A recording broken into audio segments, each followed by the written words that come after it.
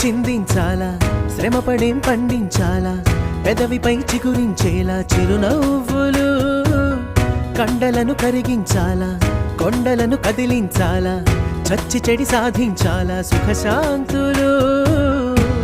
మనుషులని పెంచే రుజువు మమతలను పెంచే ఋతువు మనసులను తెరిచే హితవు వందేళ్ళైన వాడని చిరునవ్వు ఎక్కిళ్ళే పెట్టి ఏడుస్తుంటే కష్టం పోతుందా కదా మరెందుకు